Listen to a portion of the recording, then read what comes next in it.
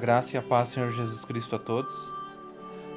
Você provavelmente já ouviu alguém dizer que você foi feito à imagem e semelhança de Deus. O que isso quer dizer?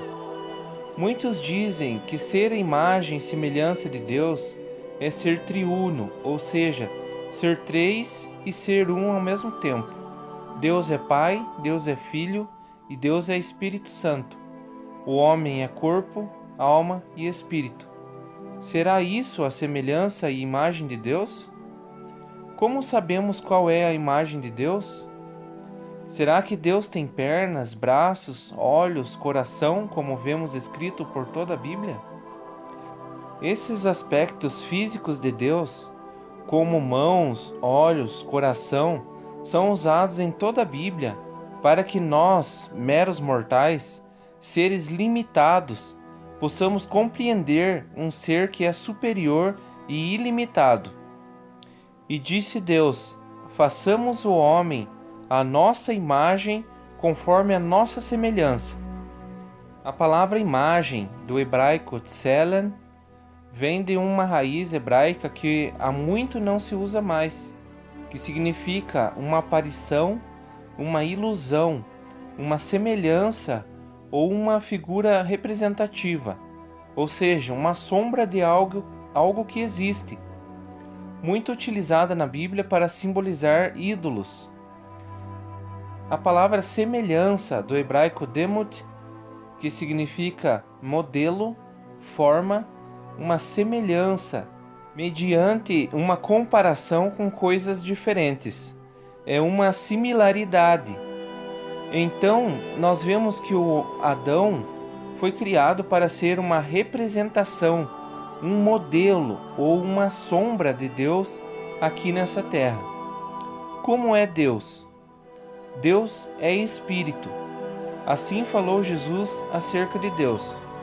Então, nós podemos ver que Adão era a imagem e semelhança de Deus.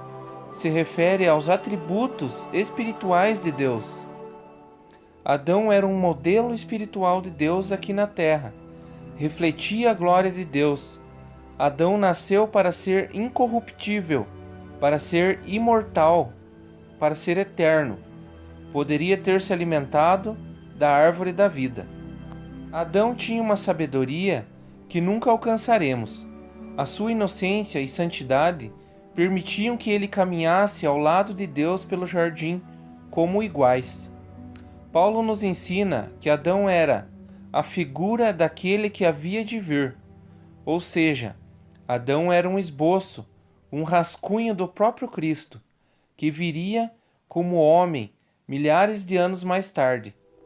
Então, Deus criou Eva, e viviam ambos no jardim, segundo os atributos espirituais de Deus, cobertos por sua luz divina, o brilho da sua glória. E na sua inocência, ambos estavam nus, o homem e sua mulher, e não se envergonhavam, pois estas figuras representativas de Deus no jardim não conheciam o pecado. Mas um dia a serpente, como um fantoche nas mãos de Satanás, enganou Eva a comer do fruto da árvore do conhecimento do bem e do mal, para serem como Deus, conhecedor do bem e do mal, pois Adão e Eva, até aquele momento, conheciam somente o bem, a luz e o amor de Deus. E o que aconteceu quando comeram do fruto que Deus havia proibido que comessem? Ambos foram imediatamente afastados da glória de Deus. Tornaram-se conhecedores do mal, ao qual não foram criados. Conheceram as trevas e tornaram-se seres corruptíveis, experimentariam a morte física, porque todos pecaram e destituídos estão da glória de Deus. Foram destituídos da glória de Deus, foram afastados do mundo espiritual. Então foram abertos os olhos de ambos e conheceram que estavam nus. A luz de Deus já não estava mais neles, pois agora conheciam o mal, a desobediência e as trevas. e sentiram-se imperfeitos e depravados. Perderam a sua imagem e semelhança de Deus. Como sabemos disso? Adão e Eva foram expulsos do jardim. Agora tudo mudou. Eles tiveram 2 filhos, Caim e Abel, não mais a imagem e semelhança de Deus, mas a sua própria imagem e semelhança. E agora, conhecedores do bem e do mal, invejando Abel, Caim o matou, e foi expulso para viver errante e fugitivo sobre a terra. Mas Deus dá um filho novo a Adão. E Adão viveu 130 anos, e gerou um filho, à sua imagem e conforme a sua semelhança, e chamou o seu nome Sete. Adão gerou um filho à sua semelhança e à sua imagem, que representa aquilo que ele era, um homem mortal, pecador, imperfeito e depravado, agora podendo escolher seguir o bem ou o mal. Sete teve um filho, também à sua imagem e à sua semelhança, e o nomeou Enos. Enos, do hebraico Enosh, que significa homem frágil, homem mortal. E agora, quer dizer que eu não sou feito à imagem e semelhança de Deus como foi Adão? Veja só, porque a criação ficou sujeita à vaidade, não por sua vontade, mas por causa do que a sujeitou, na esperança de que também a mesma criatura será libertada da servidão da corrupção para a liberdade da glória dos filhos de Deus. Toda a criação ficou sujeita à vaidade, ao pecado, e todos esperam ser libertados da servidão da morte, para voltarem à glória de Deus, novamente à sua imagem e semelhança, e agora como filhos de Deus. Mas como? Recebendo a Cristo e crendo na sua obra redentora da cruz, e nascendo de novo, tendo seus pecados justificados. E pela cruz, Cristo nos reconciliou com Deus.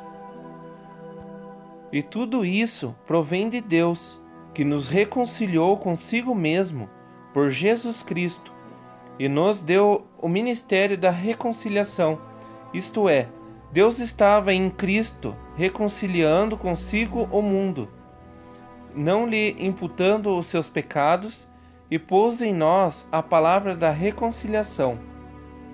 Se fomos reconciliados com Deus por Jesus Cristo e feitos filhos de Deus, um dia voltaremos a ser a imagem e semelhança de Deus. Amados, agora somos filhos de Deus, e ainda não é manifesto o que havemos de ser, mas sabemos que, quando Ele se manifestar, seremos semelhantes a eles, porque assim como é, o veremos. Ou seja, seremos a semelhança de Cristo num corpo glorificado. E qualquer que nele tenha esta esperança, purifica-se a si mesmo, como também ele é puro. Mas o que devo fazer para ter a esperança de voltar a ser a semelhança de Deus? Portanto, se já ressuscitastes com Cristo, buscai as coisas que são de cima, onde Cristo está assentado à destra de Deus. Pensai nas coisas que são de cima, e não nas que são da terra. Porque já estáis mortos, e a vossa vida está escondida com Cristo em Deus. Quando Cristo, que é a nossa vida, se manifestar, então também vós vos manifestareis com ele em glória. Mortificai, pois, os vossos membros que estão sobre a terra, a prostituição, a impureza, o apetite desordenado, a vil concupiscência e a avareza, que é a idolatria, pelas quais coisas vem a ira de Deus sobre os filhos da desobediência, nas quais também em outro tempo andastes, quando vivieis nelas. Mas agora despojai-vos também de tudo, da ira, da cólera, da malícia, da maledicência, das palavras torpes da vossa boca. Não mintais uns aos outros, pois que já vos despistes do velho homem com os seus feitos, e vos vestistes do novo, que se renova para o conhecimento, segundo a imagem daquele que o criou, onde não há grego nem judeu, circuncisão nem incircuncisão, bárbaro, cita, servo ou livre, mas Cristo é tudo em todos. Revesti-vos, pois, como eleitos de Deus, santos e amados, de entranhas de misericórdias, de benignidade, humildade, mansidão e longanimidade, suportando-vos uns aos outros e perdoando-vos uns aos outros. Se algum tiver queixa contra o outro, assim como Cristo vos perdoou, assim fazei vós também. E sobre tudo isso, revesti-vos do amor, que é o vínculo da perfeição, e a paz de Deus, para a qual também fostes chamados em um corpo, domine em vossos corações, e sedes agradecidos. A palavra de Cristo habita em vós abundantemente, em toda sabedoria, ensinando-vos e admoestando-vos uns aos outros, com salmos, hinos e cânticos espirituais, cantando ao Senhor com a graça em vosso coração. E quando fizerdes por palavras ou por obras, fazei tudo em nome do Senhor Jesus, dando por ele graças a Deus Pai. Amém? Porque o corpo corruptível não pode herdar o reino de Deus, mas o corpo ressuscitado, incorruptível, seremos todos transformados. Os mortos ressuscitarão incorruptíveis, e que era mortal se revestirá da imortalidade. Amém? A minha oração é para que você receba essa palavra e medite nela, que ela fique guardada em seu coração. Que Deus o abençoe, em nome do Senhor Jesus.